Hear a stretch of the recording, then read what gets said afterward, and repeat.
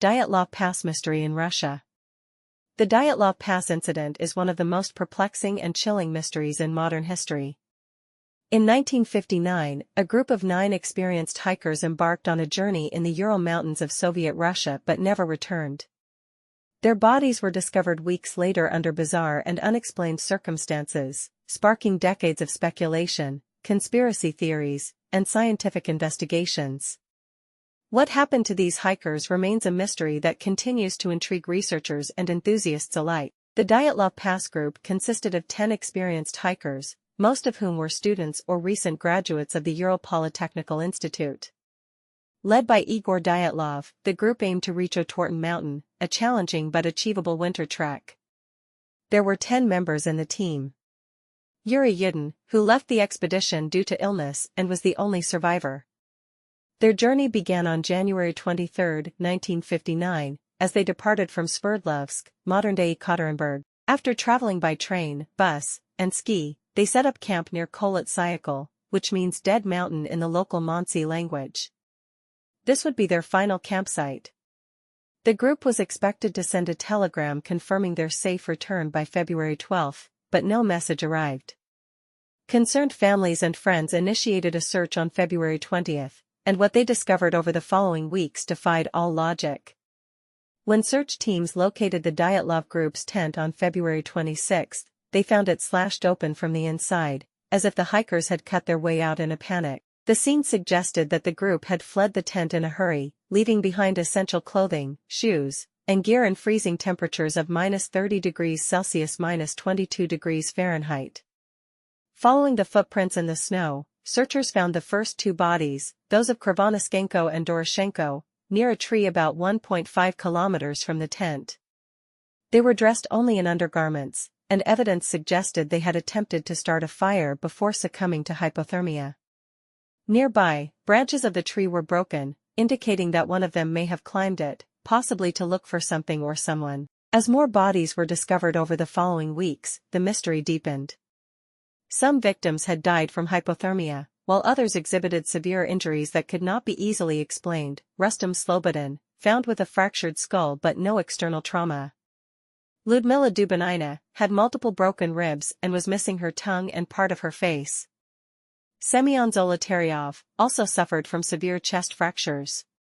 Nikolai Thibault-Brignoles sustained a fatal skull injury. Medical experts noted that the force required to cause such injuries was comparable to a car crash, yet there were no external wounds. Moreover, traces of radiation were reportedly found on some of the victims' clothing, adding another layer of mystery. Numerous theories have attempted to explain what happened at Dyatlov Pass, ranging from scientific to the supernatural. Some of the most discussed possibilities include: one of the most accepted scientific explanations is that an avalanche forced the group to flee their tent in a panic. However, skeptics argue that the slope was not steep enough for an avalanche and that there was no significant snow accumulation to suggest such an event. Another theory suggests that a powerful katabatic wind, a sudden and intense downward draft, forced the hikers to evacuate their tent in confusion, leading to their scattered and unprepared escape into the harsh elements. Some believe the hikers accidentally stumbled upon a secret Soviet military experiment, such as missile tests, sonic weapons, or parachute mines. The radiation on their clothing and reports of unusual lights in the sky around that time support this theory. Certain weather conditions can produce infrasound, low-frequency sound waves that can cause nausea, anxiety, and panic in humans. This theory suggests the hikers were overwhelmed by fear, leading to their irrational behavior and flight from the tent. Many have speculated about UFO involvement, Yeti attacks, or other supernatural forces. Some point to local Mansi legends of a Mank, a mysterious mountain creature, but there is no evidence supporting such claims. The official Soviet investigation concluded that the hikers died due to an unknown compelling force. The case was quickly closed, and records were classified for years, fueling further speculation.